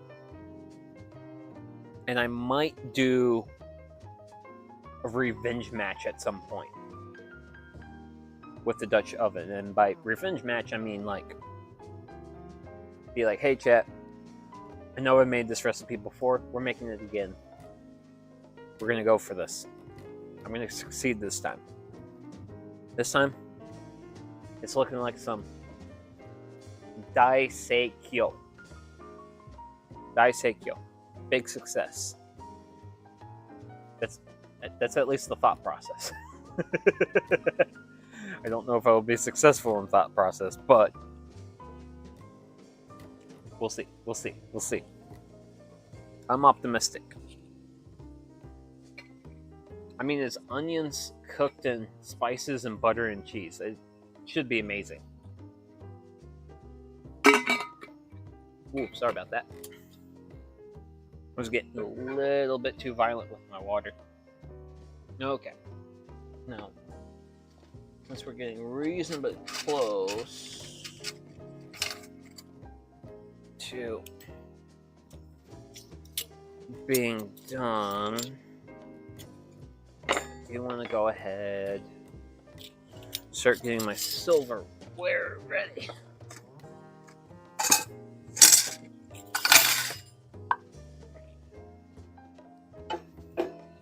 And that, go hang out on my plate. So, yeah.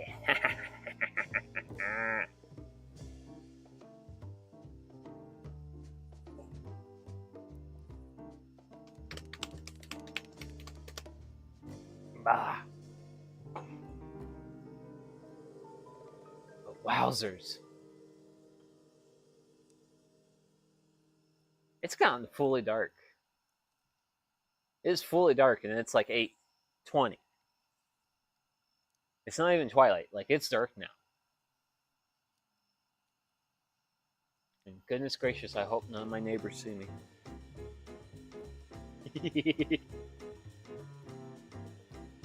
I have been seen VTubing in my natural habitat a few times, and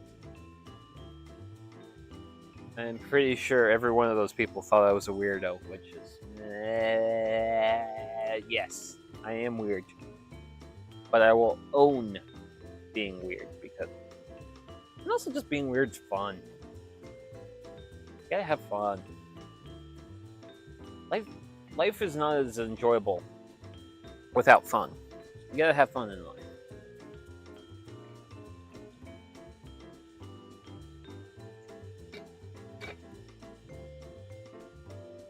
Or at least that's how I feel. Because if you don't have fun, it's like, why are you even alive? Let's see.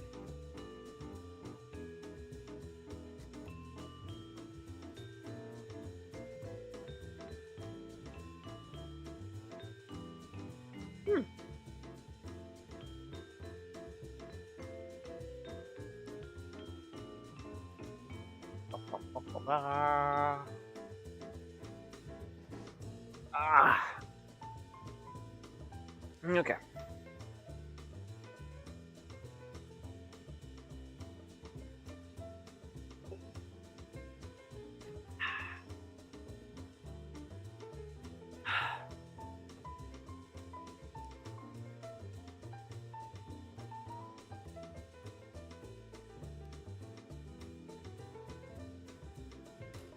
I think one of these days I actually need to like work with my... I actually need to... That's what I need to do. I need to figure out a way to make my atmosphere mic not pick up my voice, which I know there's ways you can control it with the filters to just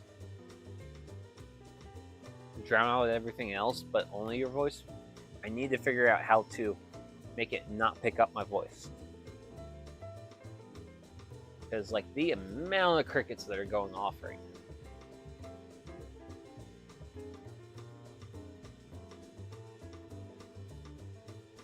Because it's like you got the standard, like, consistent chirping crickets. And then you have other crickets that are...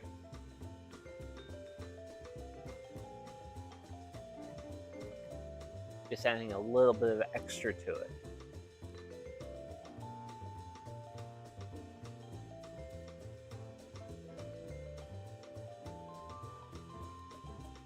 It would certainly help with the ambience.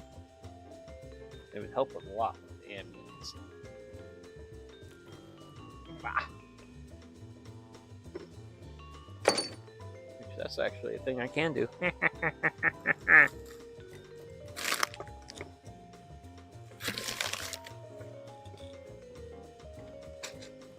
Since we're basically in the last stretch,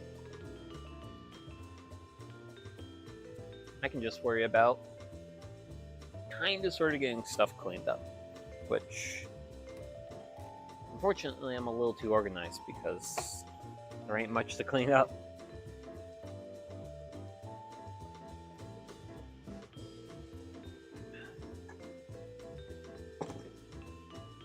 Granted, I suppose it's the true lesson in suffering from success. Okay. It's been 10 minutes since the check. I'm gonna grab my fire manipulator and see if I can do it in this check. You know what? I think I can call that. Oh, don't do that. Don't do that, buddy. We might fail. We might not. Oh, there we go. Onions, cheese, and butter ain't all that much of a mess. Yes. There, you were right, Dad, little chop. No, it's not much of a mess. Egats, you can see my naked cinder block. Sexy. Yeah. Oh, don't be posting those muscles just yet. I gotta get this food over here.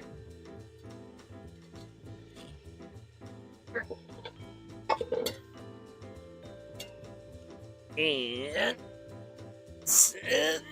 no. Hoja. Holy smokes.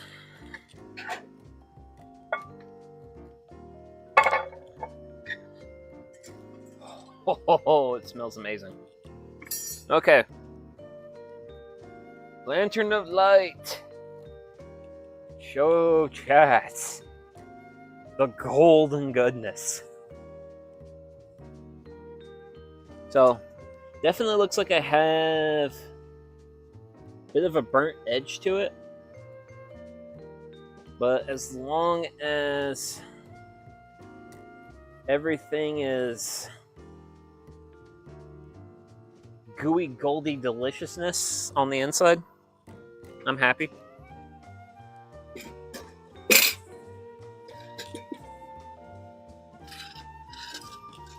I'm sorry about that, chat. I gotta take your light. And where are you? Not you. Not you. Actually, it was this you. Okay. So. Wow, there's actually not a lot of depth to this. Not as much as I thought. Let's see if we can't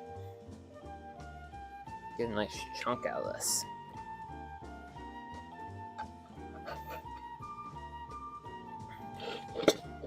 Alright. See, that's the downside of the cinder block. There's not enough cinder block here, man. Whoa. Oh, there we go. Okay. Onions cook way down. Yeah. Which? Ah! Don't do that. Don't do that, Sugi. Yeah, they cooked way down, but you know what? That's a reasonable amount of burnt. I can live with that amount of burnt. So that's just so that means I just had a little bit. Oh man, I went into this thinking I was gonna have like maybe like.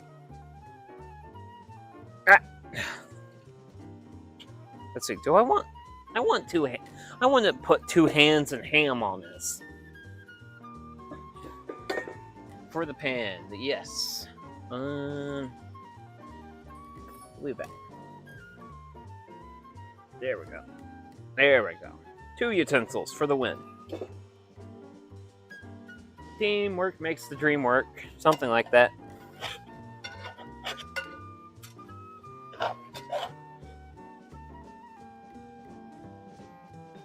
Oh, come here, you. Okay. I think that's a reasonable bit of serving. Dutch oven. Thank you for your service. Off to the side.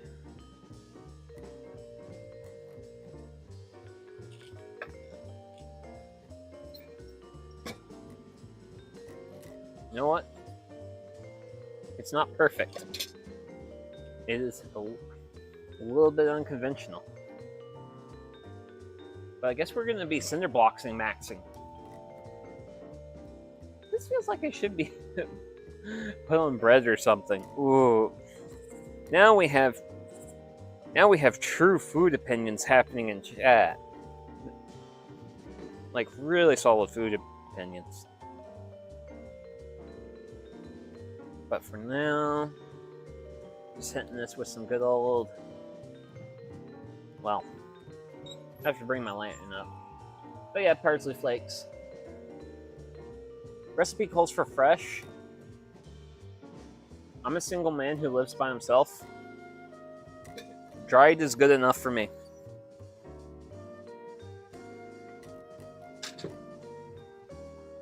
It is good enough for me.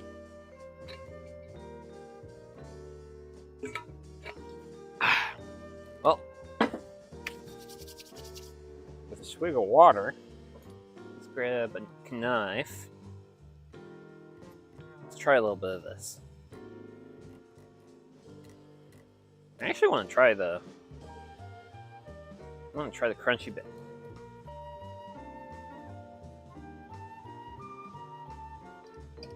If I can cut it. There we go. Oh yeah. All crunch. Will it be all delicious?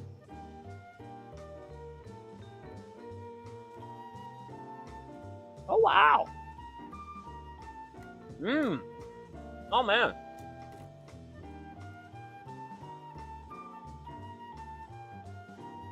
Wow. Well, you know what? That's good stuff. That's good stuff. Mmm. Like,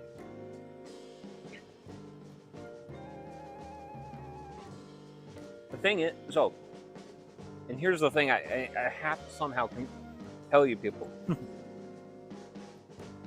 Is that just cheese crunch or onion crunch? That's the trick.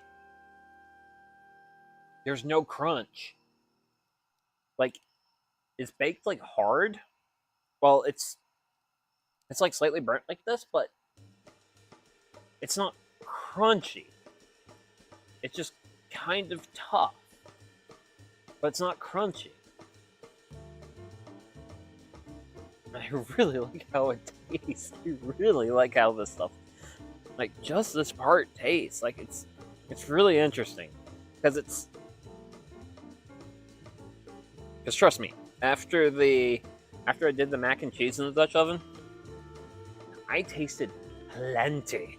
I tasted plenty of carbon. This does not taste like burnt carbon. Like, let me get this up here. Yeah, like leathery. Not pretty. It's not the prettiest word, but like here you guys go. Like, here's what we're working with. Like, it is literally. It is just this burnt outer thing. Stay there.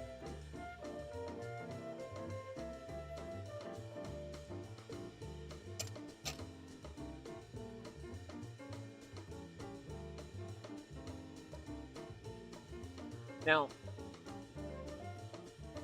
you know how when you have like really burnt food, you just get like hit with so much carbon tasting? This is like a little bit. This is just like a little bit of that carbon tasting. And it's definitely definitely has a toughness to it.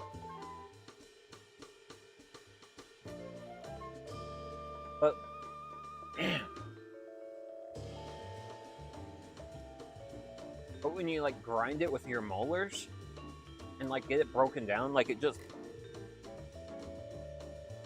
there's a lot of umami there. Like you get the like really nice like sharpness of the cheddar cheese, but then the butter kind of just mellows out and blends the flavor in with the onions, and it's like, I have no idea why this is good, but this is really good. Yeah, like that's the thing. Like, we started this off with like the not good parts. The not good parts. What's gonna happen? Here. Let me make sure you separate. You're reasonably separated. I'm going to transfer you to one hand. Because, like, so. Let me bring my light up.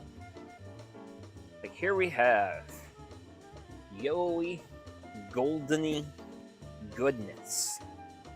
Like, how well is this going to be?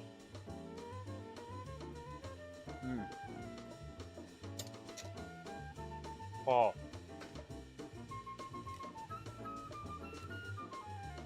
Oh my gosh.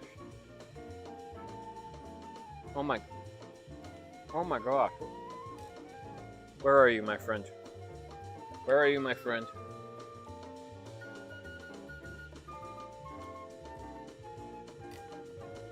You, sir. Oregano. You're a friend now. You are a friend. Oh my god.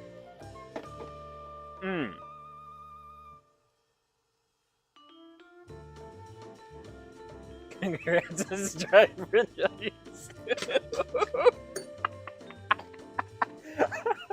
My god. Man.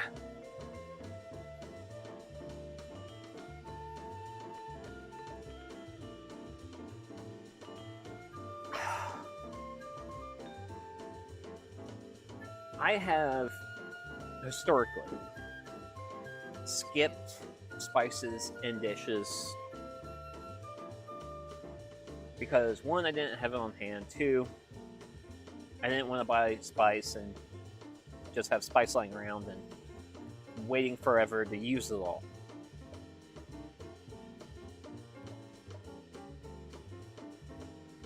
The 4 some odd buckaroonies that I spent to buy that oregano yesterday, man, that was money well spent. Like, the butter, the cheese, and butter, cheese, and onions all blend together like incredibly well, but oregano is just such a powerful supporting player.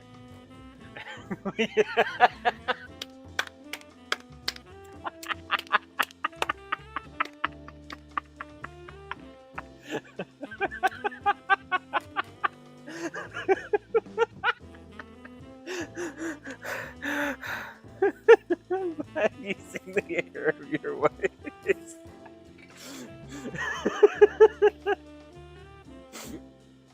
Yes, Dad's old chop. Yes, I have seen the errors of my ways. I've seen the errors of my ways immensely. I now have witnessed the golden delight of well-seasoned cheese, onions, and butter. Oh my god. Man.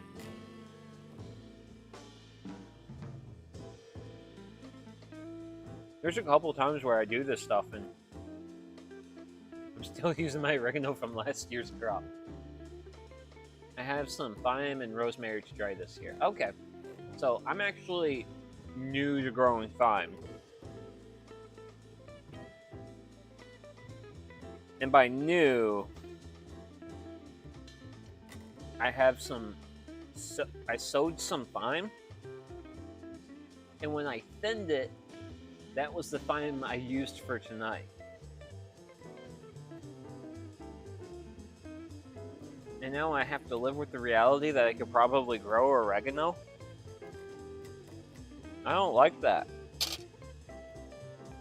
That sounds like more fun to be had. I have a lot of fun. Look at all this. Like, there's fire fun, food fun, water fun, almond lantern fun, chat fun. Man, there's just so much fun. And now I have to think about more things to grow. Oregano's a perennial too. It survives the winter. No. No. I don't need such great truth. I don't need such great truth. I need more burnt onion. I need to consume more burnt onion. Mm.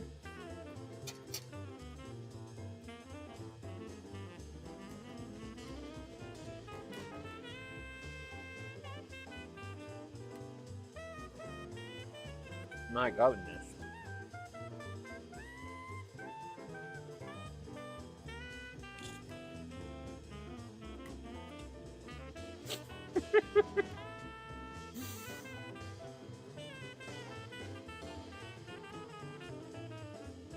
Ah, my.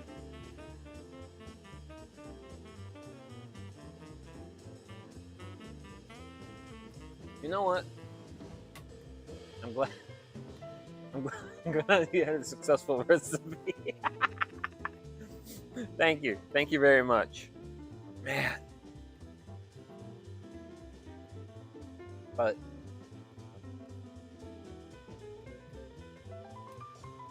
wowzers, like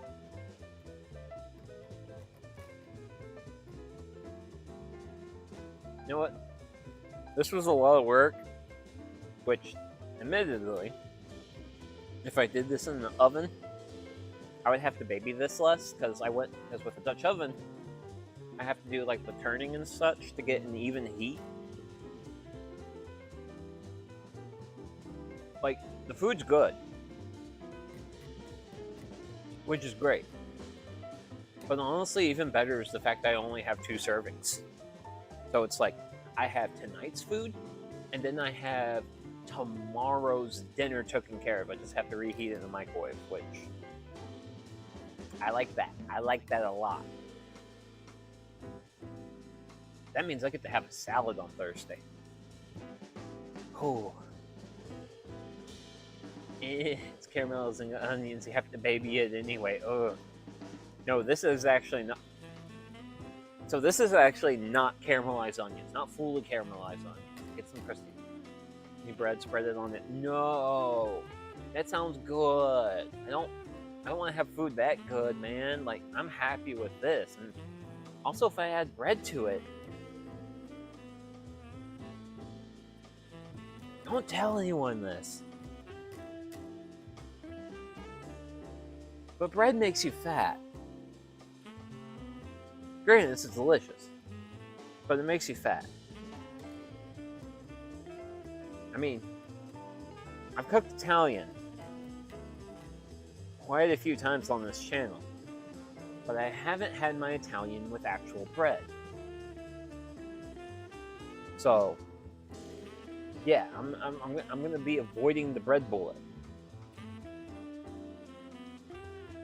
I mean, like, you know, yeah, we're talking about bread and the great secret truth of the world, which, like, don't tell anyone. But yeah, like, bread makes you fat, which is even a little bit more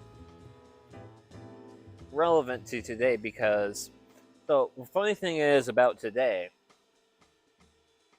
at work, I had to squeeze through a space about yay big. Say roughly yay big.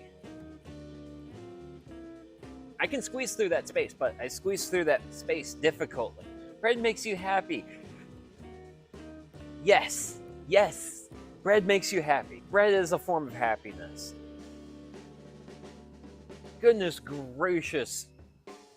Gluten is one of the best gifts the Poaceae family has blessed us human beings with. Granted, I technically prefer beer over bread, but also a lot, as many people have pointed out, in the great philosophical arguments of food, beer is liquid bread. And then some people will tack onto that, and it's good for you. Beer is not good for you. Beer is definitely treat territory. There is nothing good about this for you. I mean,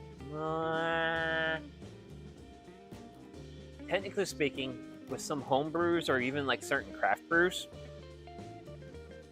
if you have enough yeast in the bottle,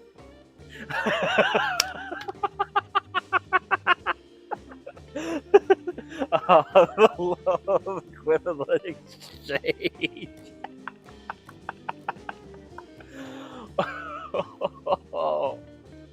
Oh no, I'm taking way too. Oh no, I'm taking too much. That deals too much psychic damage. Was I a child when that? I was a child when the first season of that show came out. And now, the mysterious phenomenon that I've yet to figure out why, my security light comes on occasionally when I do these streams. Damn, Coleman, your spotlight's getting taken.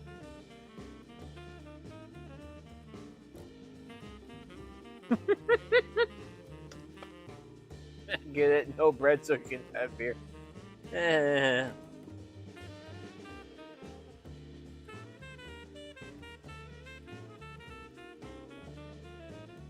Grant, I am. So a fun thing about like security lights and such is that they don't technically work off movement. They more work off heat signatures. Like the little sensor in them, they actually pick up like the heat signature of a coon, a dumb human being, which right now the dumb human being is me. Because apparently I'm just discovering how amazing oregano is, and I'm almost the better part of halfway through my lifetime, which so better late than never. But yeah, it works off heat signatures. And I've actually noticed if I have something, like if I have like an actual like skillet, whatever, my tea kettle cooking on the fire, it picks it up. So I have to go as duty calls. I wish you guys a great day. Enjoy your food. Oh, thank you. Thank you for stopping by, Yoshinaru. Granted, not gonna lie, you're not really missing out much because I'm just like giving final thoughts on food and having good life. Good life's happening right now.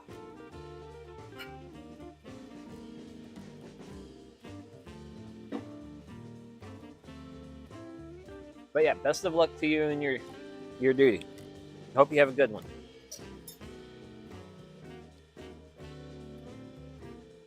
I still can't get over how well the burnt stuff tastes. Granted, the burnt stuff mixed in with some of the actual good stuff.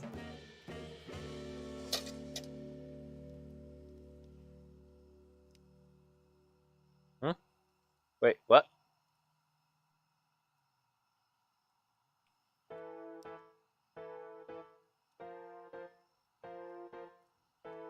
Granted,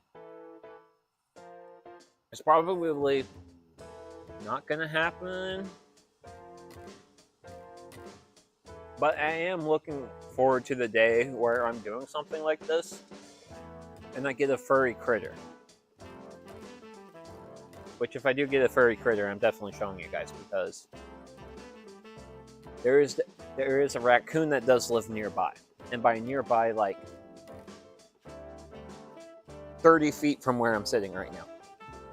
I actually took a picture of it. Well, actually, wait a second. I've had to normally take pictures, put them to throw them on the internet or something, whatever. Hey, what did I do with him? I know I took a picture of the little guy. And it was recent.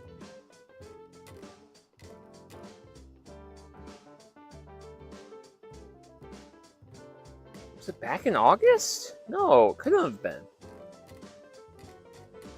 It was reasonably recent. Like, should have been like the last 3 weeks or so. I wonder if I deleted that picture. Man. Because there's that. There's this boat. That's pretty recent stuff. I don't think it was that recent. Oh, man. But yeah, I did have a picture on my phone of the raccoon that lives nearby, and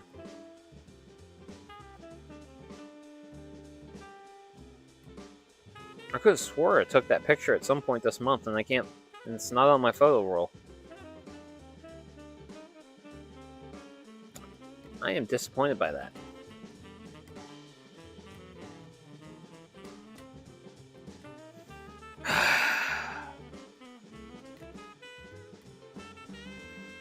I was hoping to show a picture of the raccoon. Oh wait, there it is. There he is. But yeah.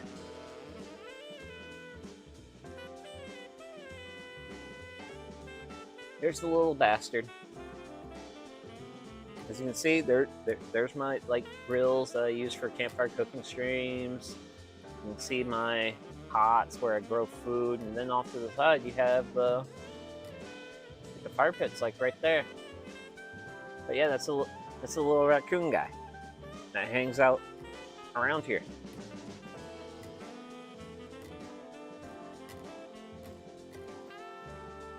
I don't know why I took a picture of that, but okay, whatever.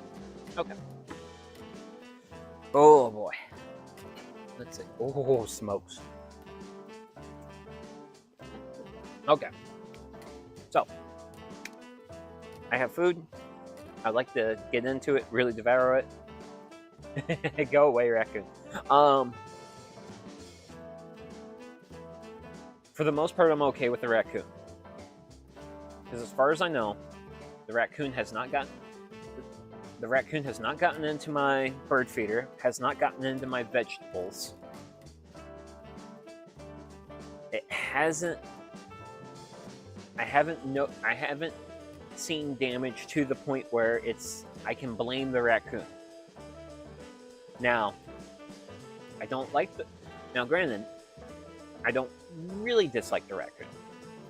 However, though, said raccoon has a nickname with me. And that nickname is Deck Shitter. Because said raccoon likes to leave fecal matter on my deck, which is kind of annoying, but it's also kind of it's annoying because there's poop there. But it's not end of the world because I never use my deck. It's not like I've ever stepped in any of it, but it's kind of annoying that it's there. But that's the main reason I dislike the raccoon. And also the raccoon's gotten into shenanigans. Oh, it's on site. It don't pay rent. It can't do that. Okay. Okay, that's fair. That's fair. Yeah, I do have a couple of cats that run through my neighborhood. Well, my homestead. And I'm pretty sure neighbors feed them because one of them has a bell on. It's a black and white cat. It has a bell on it. And I always hear the cat's bell before I actually see the cat. But I see that cat around here a lot. And hey, cats pay rent. They hunt mice and things. They pay rent. Raccoons, less so. I mean, raccoons can pay rent, but they just have to die for them to pay rent because you then have to skin them and turn them into a hat. But thankfully, I haven't had any big issues of them getting into something they're not supposed to get into. Unlike camping, where there's been a couple times where there was one time where I was camping where a raccoon got into a trash bin we didn't bring inside. And I was one of the first people in my family up that morning.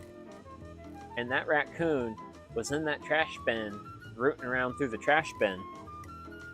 And I kind of just looked at trash bin, and it's kind of like one of those like wire types you can kind of pop up, so it's like really soft.